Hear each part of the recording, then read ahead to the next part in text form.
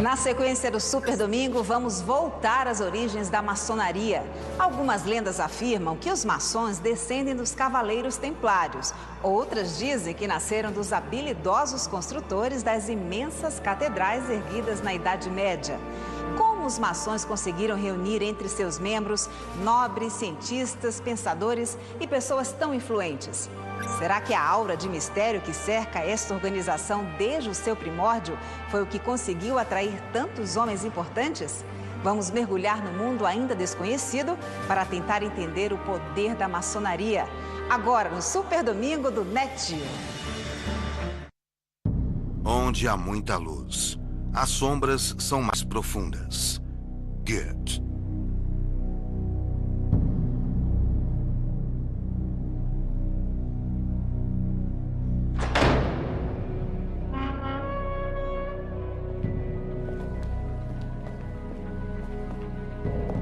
Hoje, pelo mundo inteiro, há mais de 4 milhões de pessoas envolvidas com a maçonaria. Quem são essas pessoas? Seus segredos nos fascinam. Sua discrição nos intriga. Mas as próprias lojas esqueceram de onde vieram. O maior dos seus mistérios tem permanecido oculto há séculos. Onde e como tudo começou? Quais são as verdadeiras origens da maçonaria?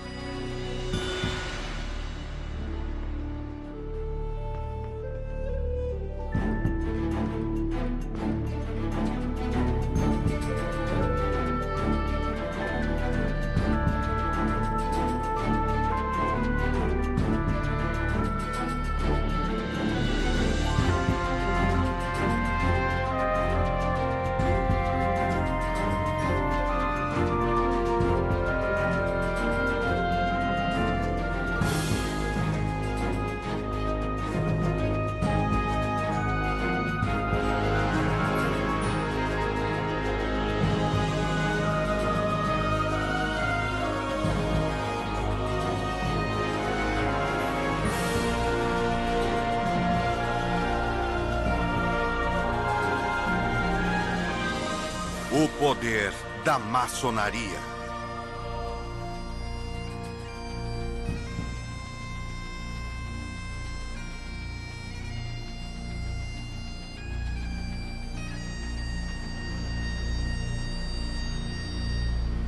No coração de Londres localiza-se um dos maiores templos maçônicos do mundo. Oficialmente foi nesta cidade que a maçonaria começou no início do século XVIII. Para alguns é uma sociedade secreta envolta em profundo mistério.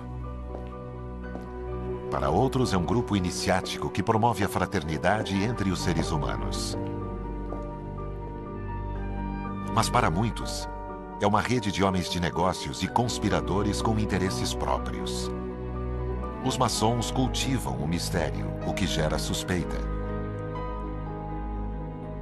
Para o mundo dos maçons, este círculo vicioso viria a trazer sérias consequências. Isso explica por que, a partir de 1738, a maçonaria foi excomungada pelo Papa Clemente XII. Seria o início de uma longa série de condenações para os maçons e seus segredos.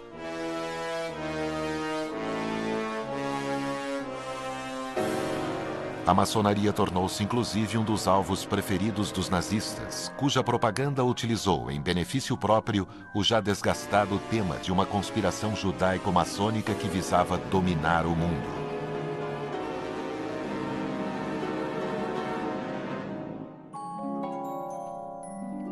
Este contexto de suspeitas explica por que a imagem que temos da maçonaria é tão caótica. Cavaleiros templários, Rosa-Cruzes, alquimistas e outras tradições místicas são todas usadas nas teorias comuns sobre as origens da maçonaria.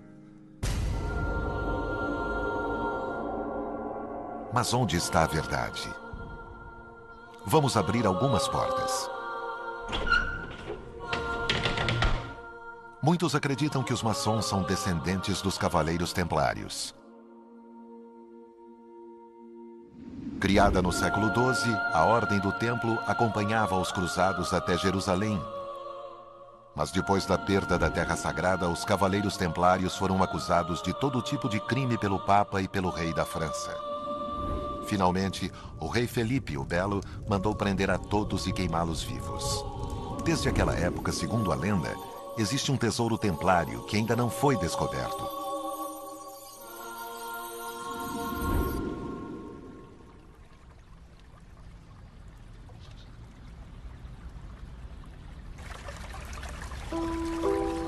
Cinco séculos depois, na França, um maçom escreveu um discurso famoso até hoje no qual ele expôs pela primeira vez a teoria dos Cavaleiros Templários. Será este o homem que está na origem desta lenda? Este é o homem que eles chamavam de Chevalier Ramsay, Andrew Ramsay, que era o orador da Grande Loja da França.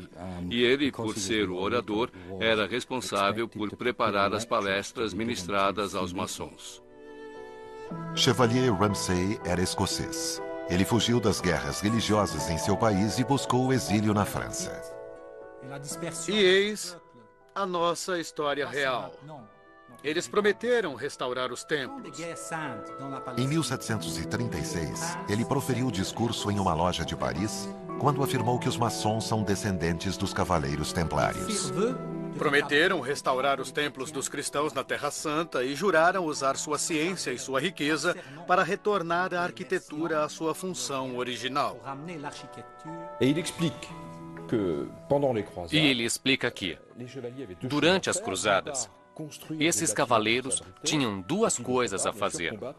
Eles tinham que construir fortes nos quais pudessem se refugiar e tinham de combater os infiéis. Em uma das mãos, eles levavam a espada. E na outra mão, eles levavam uma espátula.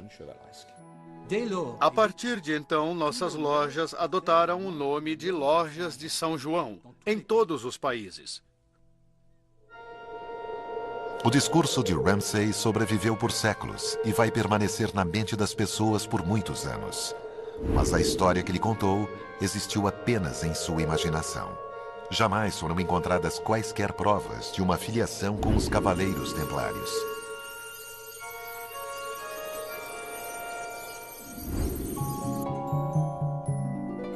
O mesmo se aplica a todas as outras tradições esotéricas com as quais a maçonaria foi conectada. Depois que a maçonaria foi fundada com seus graus e rituais básicos, então claramente muitas pessoas acharam que aquilo era divertido, mas ainda procuravam por outros ramos da mitologia além dos ensinamentos maçons. Ah, os Cavaleiros Templários, isso deve ser bacana. O Santo Graal, o que for. Eles inventaram isso. Eles se divertiram com isso, mas não há uma palavra de verdade nisso tudo. Na verdade, não há nada de original na maçonaria. Nós emprestamos elementos de muitos lugares. Nosso simbolismo foi emprestado dos construtores ao usar suas ferramentas. Nós emprestamos simbolismos religiosos. É como nós usamos isso e como interpretamos isso que os torna maçônicos. No que os maçons obtiveram muito sucesso foi em tornar os mitos e o conhecimento hermético antigo muito relevantes para a época em que estavam vivendo.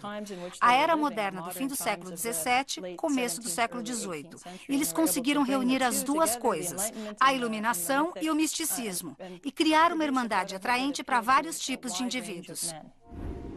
Então, a maçonaria não veio dos Cavaleiros Templários. Assim a pergunta permanece. De onde ela veio?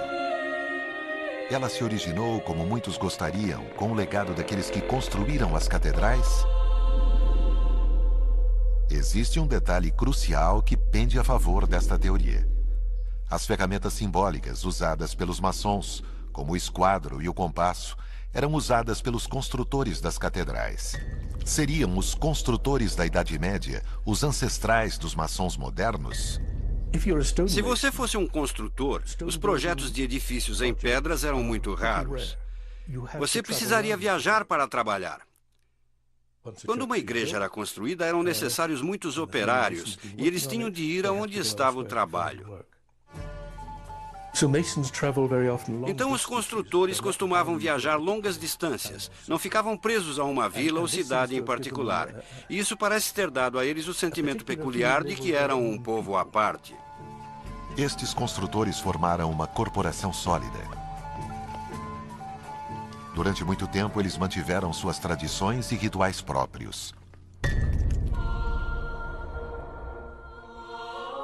O local da construção da catedral era imenso e o trabalho continuava por dezenas de anos.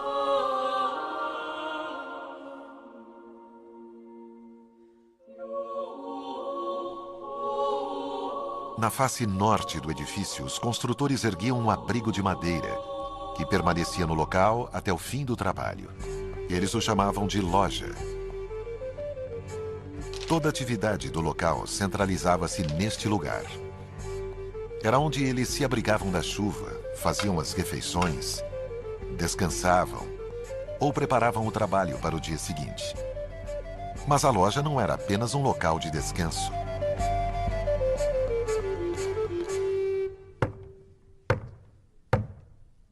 Quando a noite caía, os construtores deixavam as ferramentas e praticavam seus rituais, como de boas-vindas à profissão para um jovem aprendiz. Rituais que eram organizados em torno da leitura de fatos históricos lendários. Os manuscritos que eram lidos nas lojas são conhecidos como antigos encargos. O poder do nosso Pai Celestial. Amém. Amém. No 12º capítulo do Gênesis, ele conta como Abraão chegou à terra de Canaã e o Senhor apareceu para ele e disse: darei essa terra à tua descendência. Mas grande fome recaiu sobre aquela terra. Basicamente, eles levam a história e os mitos que nós considerávamos maçons até a criação, destacando sua importância, destacando que eles são descendentes de um povo de nascimento nobre, destacando que eles são os mestres da geometria e, portanto, cientistas e teóricos, além de trabalhadores. E enquanto durou a fome, ele ali permaneceu. E Abraão, de acordo com a crônica, era um homem sábio e um grande matemático, que conhecia as 7 ciências e ensinou aos egípcios a ciência da geometria. E houve outro sábio, Euclides, que foi seu escriba e aprendeu com ele. E ele deu o primeiro nome à geometria, pois tudo o que era relativo a ela antes não tinha o nome de geometria. Os antigos encargos dos construtores da Idade Média eram tipicamente ingleses. Alguns desses textos sobreviveram ao longo dos séculos. Um deles está preservado na biblioteca da Grande Loja Unida da Inglaterra. Este é o manuscrito número 1 da Grande Loja, que é o terceiro manuscrito mais velho dos antigos encargos. Ele é um rolo com cerca de 2 metros de comprimento, com a palavra de Deus e o início da história do ofício dos construtores. Ele remonta a 1588. Eles são manuscritos bem pequenos, com alguns centímetros, pequenos panfletos. E é bem provável que eles tenham sido feitos para ser carregados pelos construtores, sugerindo viagens de novo. Esses maçons da Idade Média não eram apenas trabalhadores. Eles tinham uma corporação definida, com seus rituais e suas lendas, com uma espiritualidade altamente desenvolvida. Será que essas lojas da Idade Média sobreviveram até 24 de junho de 1717 e formaram em Londres, como afirma a tradição maçônica, a primeira grande loja da maçonaria? Esta é uma teoria muito interessante, mas que deve ser rejeitada. Não havia lojas operativas abertas na Inglaterra. O sistema das lojas se dissipou mais ou menos com os grandes edifícios de pedras e quando começamos a mudar na época Tudor para construções feitas de tijolos. O resultado disso foi que pessoas que não tinham conexão alguma com o ofício dos construtores subitamente tornaram-se maçons. O mistério se aprofunda. As lojas dos construtores haviam desaparecido da Inglaterra. Então, como surgiu a primeira grande loja? Para resolver o mistério, vamos voltar ao lugar e à época em que oficialmente a maçonaria começou. em 24 de junho de 1717, em Londres.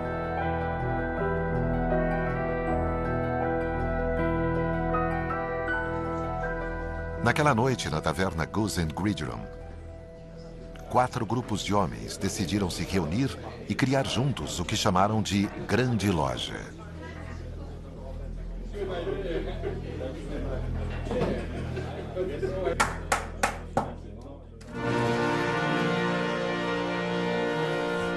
Caros irmãos, vamos votar. Eles elegeram o primeiro grão-mestre da Grande Loja, Anthony Sayer. Ofereço minhas mais sinceras congratulações. A narrativa deste evento foi descrita alguns anos depois por alguém que havia se tornado famoso: o pastor James Anderson.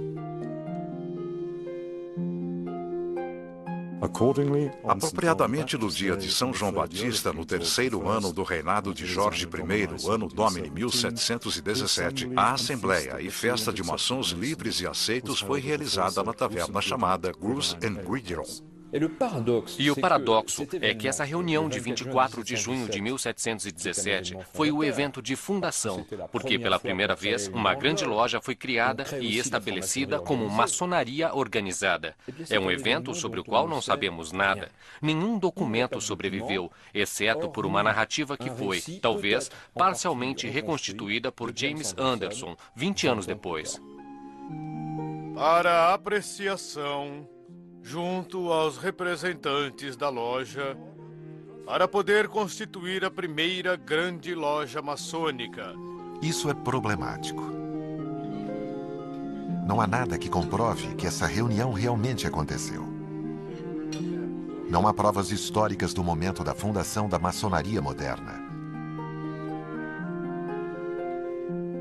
A questão, portanto, é: quem eram os membros e o que eles faziam?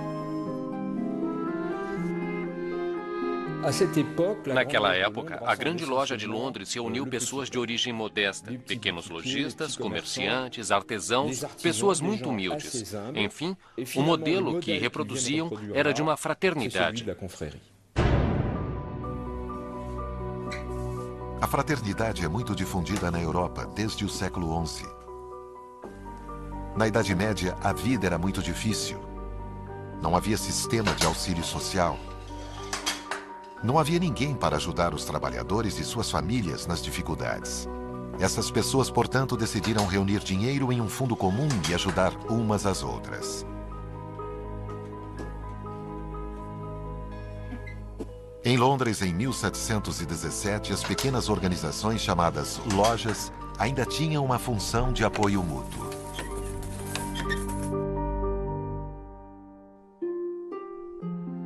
No início do século XVIII, a ideia de apoio mútuo já não era mais suficiente para reunir as pessoas. Uma nova sociedade mercantil e de lazer estava emergindo. Os homens tinham outros ideais e vários tipos de clubes começaram a ser criados. Esse foi um período em que houve uma multiplicação de sociedades, de associações, de lugares para ir e socializar com outros homens. E eu acho que esse aspecto da sociabilidade, de se reunir com outros homens, é muito importante. Havia lugares em que os homens, talvez de diferentes religiões e princípios políticos, podiam se reunir devido à amizade. Isso parece muito maçônico. Também é uma das causas da maçonaria, mas ela existia mais amplamente. E o que a maçonaria oferecia e as outras sociedades não, era um propósito muito sério. Homens que queriam transformar-se em pessoas melhores, onde iam aprender a tornar-se cidadãos de seus países. Outro clube oferece um retrato nítido deste novo estado de espírito. Desde 1660, a Royal Society tinha como objetivo reunir diferentes tipos de indivíduos para o estudo da ciência. Ela tinha um sucesso considerável e, graças a isso, a revolução científica difundiu-se na Europa com o trabalho de Isaac Newton. De repente, veio a constatação de que o mundo obedece a regras que podem ser formuladas pela mente humana. Agora, nós sabemos que a maioria dos membros da Royal Society estavam interessados naquele clube maçônico que estava começando a emergir. Então é importante considerar essa nova ciência como não inteiramente científica. Eles ainda estavam interessados na alquimia, por exemplo. Estavam interessados no hermetismo e em muitas coisas que nós não consideramos científicas hoje. Mas os membros da Royal Society estavam mesclando todas elas, e a maçonaria era o veículo lógico para fazer isso. Muito rapidamente, uma verdadeira moda maçônica tomou conta de Londres. Era um sucesso que envolvia todas as classes sociais. O número de lojas mais que dobrou. Em 1723, apenas em Londres havia mais de 30 lojas. E aquilo tudo explodiu em poucos anos. Nobres, plebeus, comerciantes, todos em Londres diziam: ei, essa é a última moda. Não era como os velhos clubes. O líder de mercado agora eram os clubes maçônicos, as lojas.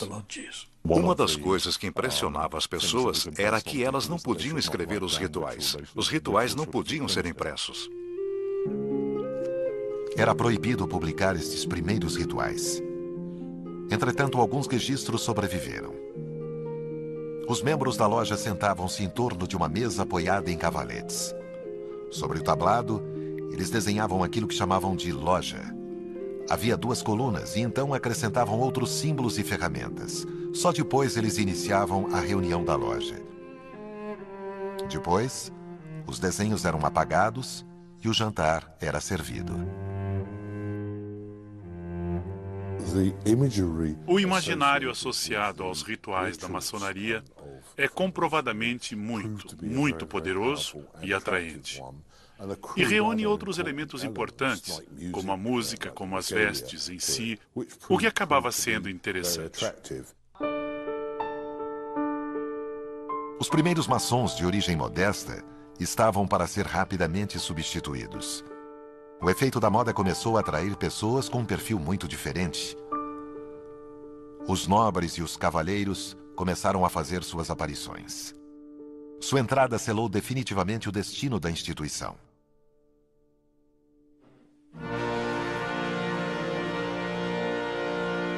Pouco mais de 2 anos depois de sua criação, a Grande Loja de Londres e Westminster recebeu um novo grão-mestre, Jean-Théophile Desaguliers.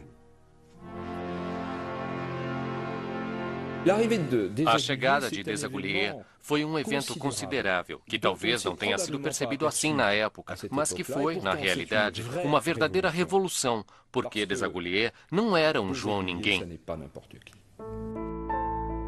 Jean-Théophile deixou a França com seus pais quando era criança. Eles eram protestantes fugindo da perseguição que se seguiu à revogação do Édito de Nantes. Ele fez uma carreira brilhante. Depois de estudar em Oxford, tornou-se ministro da Igreja Anglicana, membro da Royal Society e seguidor de Newton.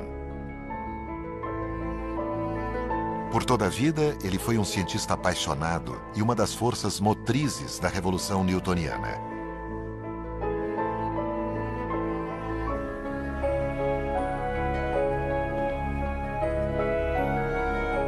A Royal Society de Londres teve alguns membros muito famosos, como Charles Darwin. Foi a primeira organização a colocar a experimentação no centro das pesquisas científicas. Keith Moore é o guardião da memória de seu venerável corpo. Desaguliers deixou sua marca na instituição. Ele estava no centro de uma rede de pessoas que eram interessadas na ciência, mas não apenas ciência. Ele falava francês muito bem, falava latim muito bem, e ele dava palestras em 3 línguas. Então sua rede de contatos não era apenas britânica, ela se estendia para o continente também. Os trabalhos de Desaguliers são cuidadosamente preservados na Royal Society. Estes arquivos originais são testemunhas do ambiente científico em que ele viveu e trabalhou. Aqui nós temos uma descrição de alguns dos experimentos de Sir Isaac Newton sobre luz e cor, feitos diante da Royal Society, por J.T. Desaguliers.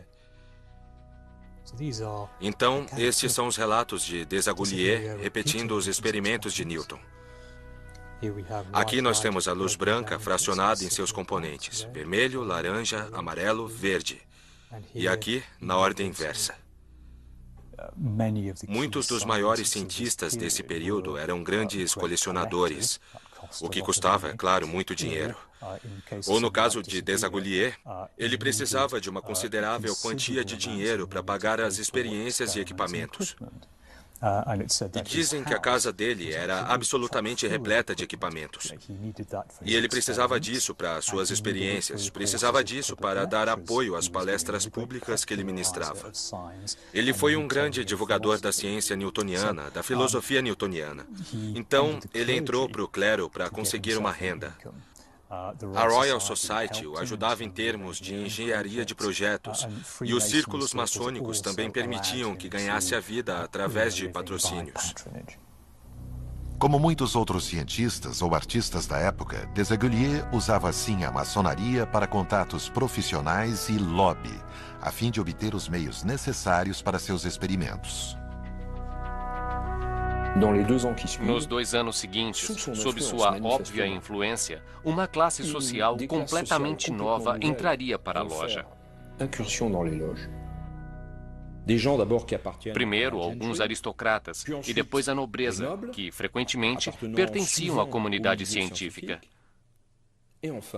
E, finalmente, como culminação de seu trabalho, em 1721, ele consegue eleger como grão-mestre da Grande Loja de Londres o Duque de Montagu, que, na época, era o homem mais rico da Inglaterra. Há uma ironia nisso, porque os maçons, é claro, alegam que na loja maçônica todos são iguais, estão nivelados, que as diferenças sociais são amplamente ignoradas. Mesmo assim, estavam desesperados para se tornarem respeitados através de membros da nobreza, por terem líderes na hierarquia social, no governo entre eles. Desaguliers conseguiu essa transformação não apenas pela mudança dos indivíduos, mas também por abalar as estruturas. Em 1721, ele pediu a um pastor escocês desconhecido, James Anderson, para redigir uma constituição cujo propósito era organizar os maçons e seu estilo de vida. O pastor vivia muito modestamente e, por volta de 1720, teve diversos reveses financeiros. Ele estava afogado em dívidas e sua situação era precária. Para sobreviver, ele elaborava a árvore genealógica sob encomenda.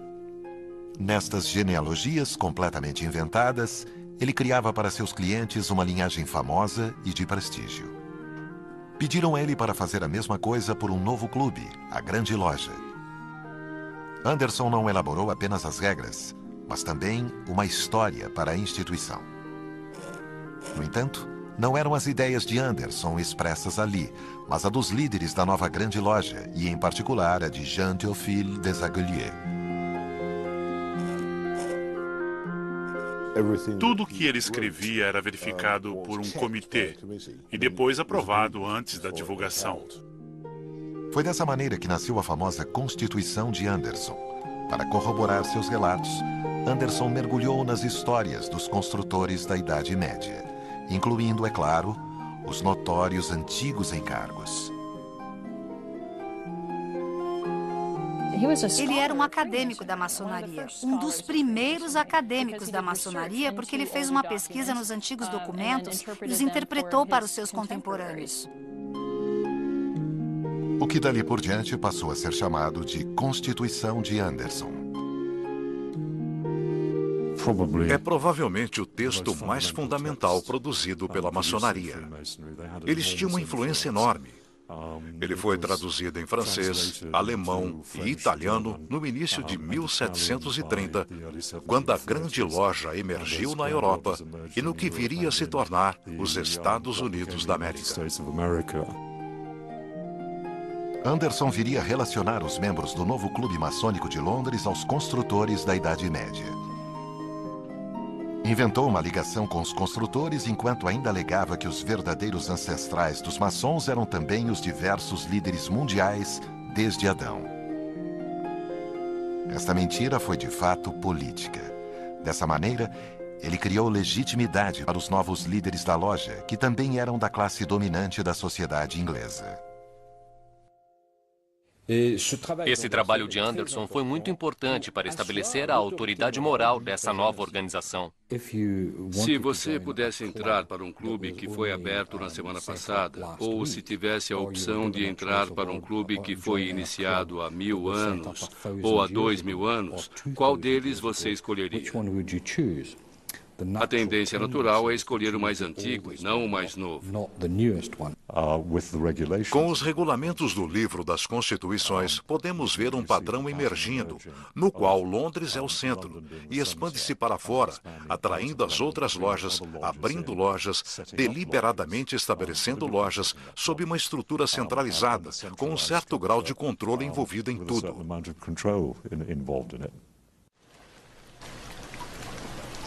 O sucesso foi tanto que as novas lojas sentiram que as tavernas já estavam pequenas demais. Em um curto período de tempo, eles construíram seus próprios locais de reunião, os chamados templos. O mais antigo desses templos foi construído em 1735 pela loja Canongate Queuening, em Edimburgo. Este edifício, que está preservado, foi testemunha da atmosfera dessas primeiras reuniões e, acima de tudo, do crescente sucesso da maçonaria.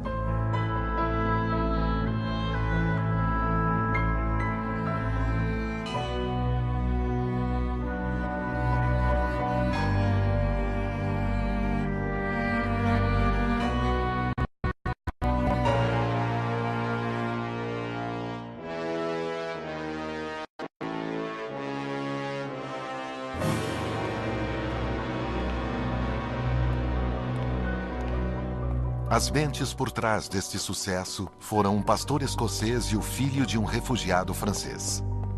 Anderson e Desaguliers eram estrangeiros naquela Londres do século XVIII. Ele era tratado como um forasteiro nas ruas. Ele era um clérigo não conformista. Ele era meio marginal.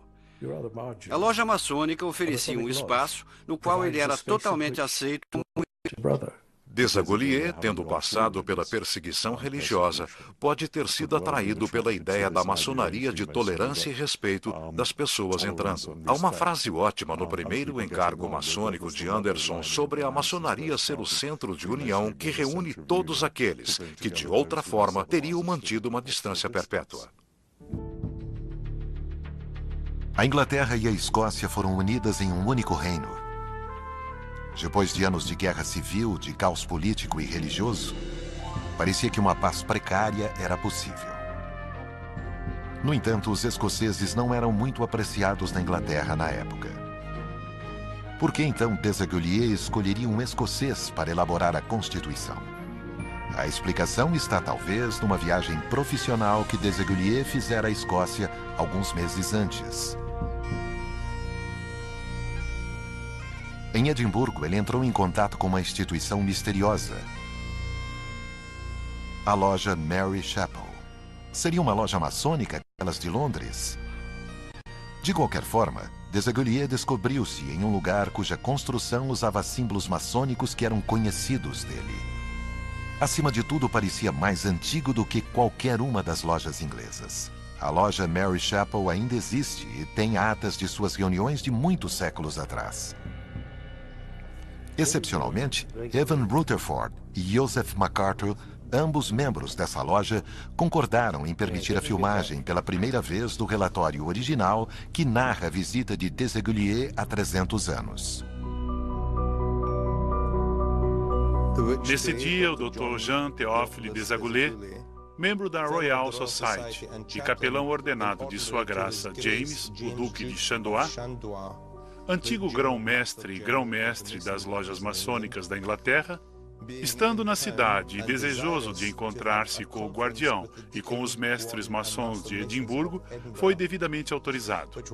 E estando ele devidamente qualificado em todos os pontos da maçonaria, eles o receberam como irmão em sua sociedade. Parece bem claro para mim, com esta ata, que o Dr. Desaguliers, tendo trabalhado na cidade de Edimburgo, tomou conhecimento da loja e de sua operação, porque desejou reunir-se com o guardião e os mestres maçons de Edimburgo. Então era desejo dele vir à loja. Eles o testaram para garantir que era realmente um maçom. Ele era um ex-grão-mestre da Inglaterra, como se denominava, mas eles queriam ter certeza. Eu tenho certeza de que eles se sentiram honrados com a visita à loja de Edimburgo. E eu acredito que ele já havia percebido que naquela época ela já existia há um tempo considerável, e certamente ele apreciou a antiguidade da loja. Ele decidiu que um escocês, ele deve ter conhecido Anderson em Londres antes disso. Um escocês, um maçom escocês, seria o melhor meio de definir a Constituição, porque ele realmente conhecia os assuntos maçônicos.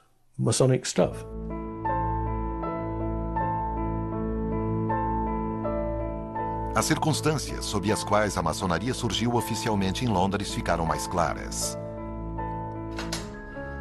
No início havia pequenas organizações de ajuda mútua. Depois, a nobreza e os cavalheiros interessados em ciência e em busca de uma dimensão espiritual assumiram o controle. Por fim, Desaguliers usou a maçonaria a fim de criar uma instituição e deu a ela regras e uma história. Os rituais maçônicos ligados aos construtores foram emprestados essencialmente através da pesquisa de Anderson, usando por um lado os antigos encargos e por outro um certo número de tradições escocesas. Estas tradições vieram de lojas de comerciantes escoceses que, como Mary Chapel, já existiam há muito tempo. E aqui nós temos um novo mistério a resolver. Quem são esses maçons escoceses que precederam os clubes de Londres em mais de 100 anos?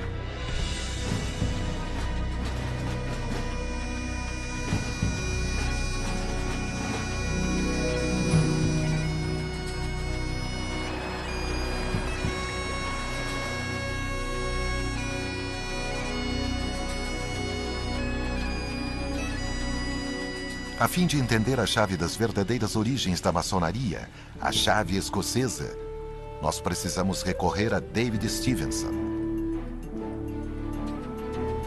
Há 25 anos ele vem estudando os arquivos das lojas escocesas, fascinado pelo espírito desses construtores. Vejam só os feitos deles. Olhem em volta, o cenário medieval. Há grupos de residências com 2 andares e também abadias e catedrais altíssimas, construções incríveis.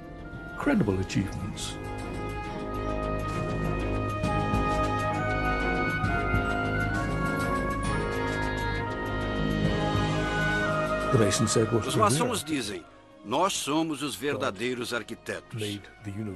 Deus fez o universo. Nós construímos os edifícios de Deus na Terra. Deus era um construtor e nós também. Estes construtores escoceses passariam por profundas mudanças. Um personagem enigmático provocaria uma revolução no mercado. William Shaw foi apontado como mestre de obras pelo rei James I no fim do século XVI. Na Escócia, nós o chamamos de pai da maçonaria moderna. E a razão para isso é que nós sabemos que algo estava acontecendo no mercado dos construtores, na construção aqui na Escócia. William Shaw, um servo civil, um empregado da coroa, entrou em cena e as coisas mudaram.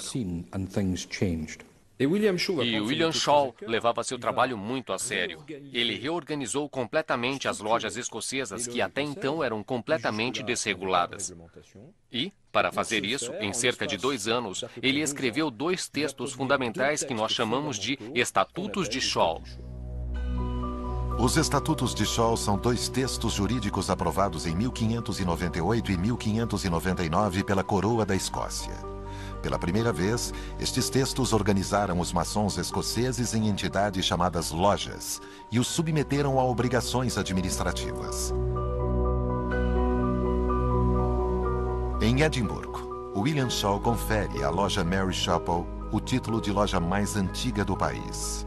Excepcionalmente, Evan Rutherford e Joseph MacArthur estão dispostos a nos mostrar seus manuscritos mais preciosos. Este container tem os 2 primeiros pequenos livros da loja de Edimburgo, Mary Chapel, número 1. Este registro começa em 1598. É a primeira vez que esse documento é mostrado ao público. Este é o primeiro estatuto de Shaw e, como você pode ver, assinado por William Shaw, mestre de obras. O que torna a loja de Edimburgo muito diferente de qualquer outra loja é que nós temos registros que datam de 400 anos, desde 1599, e incluem o primeiro dos nossos livros de atas, os Estatutos de Shaw. Eles foram inscritos em nosso livro por William Shaw, que era mestre de obras naquela época. A melhor providência de William Shaw foi insistir que cada loja tivesse um secretário para manter os registros por escrito. O que mais um historiador poderia querer dele? Eles começaram a cobrar taxas específicas para a admissão. Eles organizaram mais as coisas, por assim dizer. E então, nesse sentido, ele inventou a maçonaria moderna, com a formalização de reuniões, etc.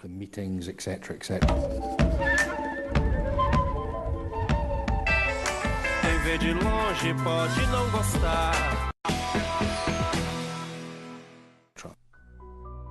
Os Estatutos de Shaw também consolidaram o antigo costume dos construtores, a palavra maçom.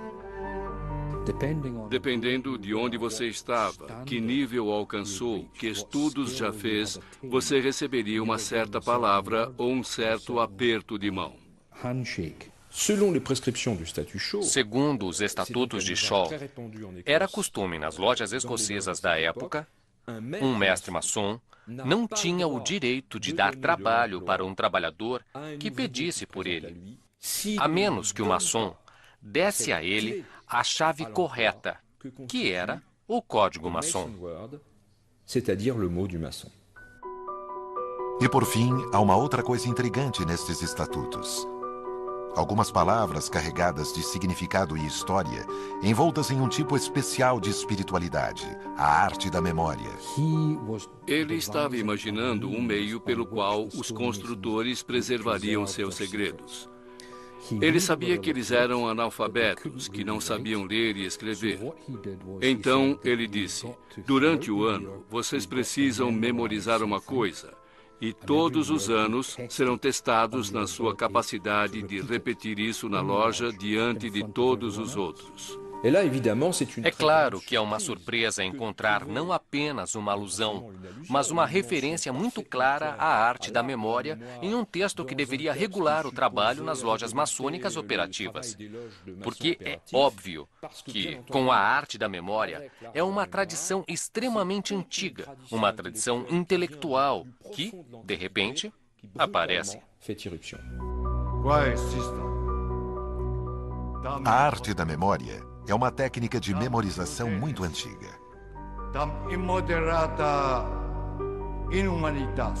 Na antiguidade, ela foi usada pelos tribunos gregos e romanos para memorizar discursos longos.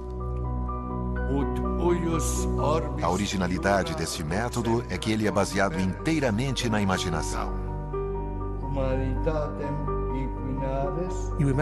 Você imagina um edifício. Você entra nesse edifício e anda por ele. E você visualiza. Você registra. Coloca em sua memória diversos objetos e lugares deste edifício.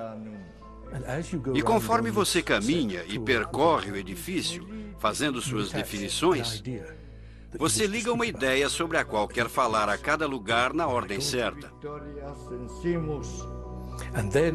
E depois, na hora de fazer seu longo discurso, na sua mente você volta a entrar no edifício e recolhe as ideias nos lugares e objetos. É provável que a arte da memória tenha sido usada na loja a fim de memorizar os rituais. Essa técnica também permitiu que esses comerciantes construíssem dentro de si uma casa e um templo. Ao entrar no templo, eles faziam uma jornada interna. Em outras palavras, William Shaw incentivou esses homens a desenvolver sua própria personalidade. Ele sabia que havia alguma coisa dentro das lojas dos construtores que valia a pena preservar. Isso, é claro, levanta a questão: como ele sabia o que queria preservar? E eu acho que a resposta é simplesmente porque ele era um membro da loja. Eu acho que ele foi o primeiro maçom. William Shaw morreu em 1602, apenas 3 anos depois da publicação de seus textos. Entretanto, seu sistema de lojas continuou a funcionar. E é provavelmente aqui que chegamos à chave do mistério da história da maçonaria.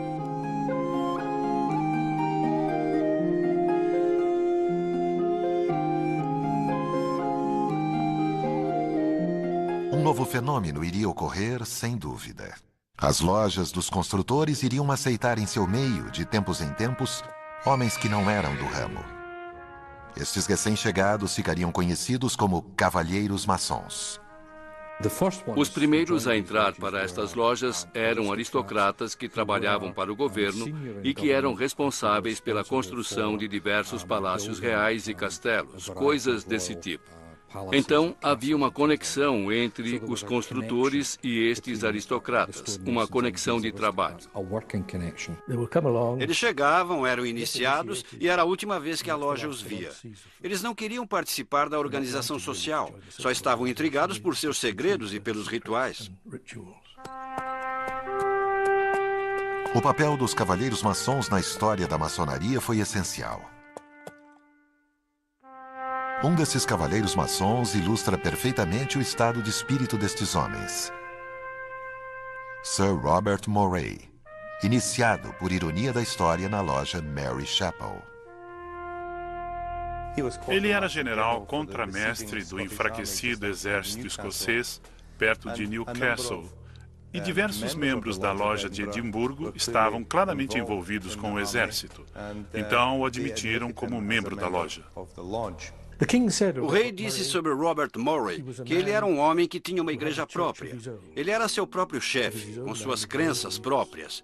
Eu acho que ele era um maçom único, também que tinha sua própria maçonaria. Na época de sua iniciação, Robert Moray recebeu uma marca de maçom, um símbolo, o pentáculo. A marca é uma antiga tradição dos construtores. Cada maçom era obrigado a marcar suas pedras a fim de receber seu salário. Durante a vida toda, Moray se identificou com esta marca e a utilizou em diversos documentos, principalmente nas cartas que enviava a seus correspondentes. Ele não escolheu uma marca aleatória. Ele escolheu o pentáculo, que é um símbolo muito antigo com uma grande carga de significado simbólico. Ele aprendeu bastante naquela reunião que ele poderia confiar na sua marca pelo resto da vida sem mesmo ter de voltar a uma loja. E depois, ele tornou-se a principal força, eu acredito, por trás da fundação da Royal Society. Isso tudo poderia ser pura obra do acaso? Nós encontramos Robert Moray de novo em Londres, apenas 50 anos antes da criação da Grande Loja. E foi ele que se tornou uma das figuras principais da fundação da Royal Society. Foi devido à influência de Moray sobre a família real inglesa que a Royal Society obteve sua própria sede e seu nome. Então ele foi uma figura muito importante, sem dúvida, a partir de 1666. E também dizem, é claro, que ele era um maçom. Sua filosofia era, seja isso considerado ou não maçônico, de muita tolerância. E ele misturava-se com homens de todos os tipos e crenças. E isso tornou-se uma das maiores características da Royal Society. Ninguém ali discutia religião ou política. Eles se socializavam e falavam de ciência.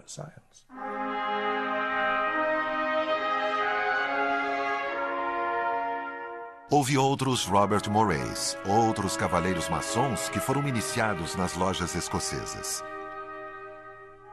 Eles iriam a ser os vetores de um novo sentimento de fraternidade, porque alguns deles acabaram introduzindo na Royal Society um estado de espírito que mais tarde caracterizaria os primeiros clubes maçônicos de Londres. E esse, para mim, é um período fascinante, porque tem a grande pergunta que ninguém ainda respondeu satisfatoriamente. Por que eles fizeram isso? O que estavam fazendo? Eu acho que a coisa mais próxima é uma ideia que estava se desenvolvendo nos 30, 35 anos anteriores. Eles estavam procurando uma forma de diminuir a distância, de passar por cima das dificuldades políticas e religiosas e conseguir reunir as pessoas. Poderíamos considerar que esses cavaleiros maçons e os construtores escoceses que os receberam eram maçons?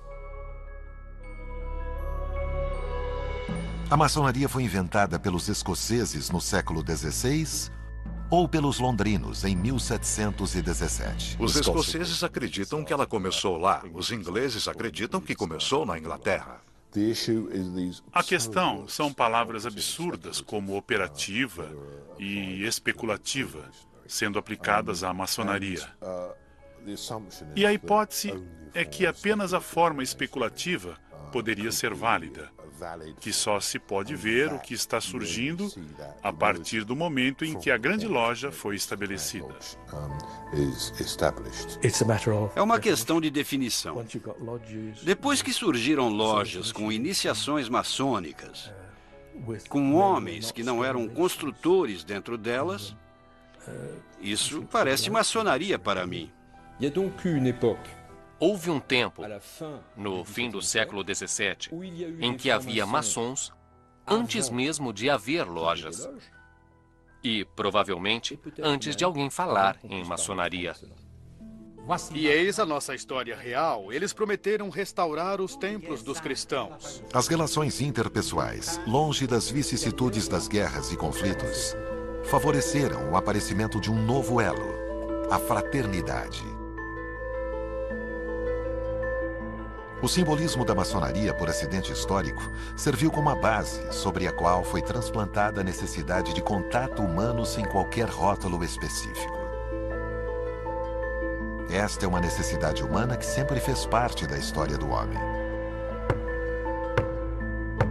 Com sua mitologia das construções, a maçonaria quis ilustrar a imagem da construção interna do homem. Com seu objetivo de elevar o homem terreno até os céus, a maçonaria alega trazer uma nova espiritualidade. Uma espiritualidade cuja força veio das inter-relações humanas. Muitos elementos diferentes, assim, foram reunidos para criar a maçonaria. Os construtores escoceses, os antigos encargos ingleses, o surgimento dos clubes londrinos, a criação de organizações de ajuda mútua. Uma elite obcecada tanto pelas relações interpessoais quanto pelo progresso científico. Todos esses fatores foram reunidos e se fundiram para criar uma das partes mais fascinantes da história humana. Uma história rica, sobre a qual as pesquisas estão apenas começando. Uma história que continua a ser escrita.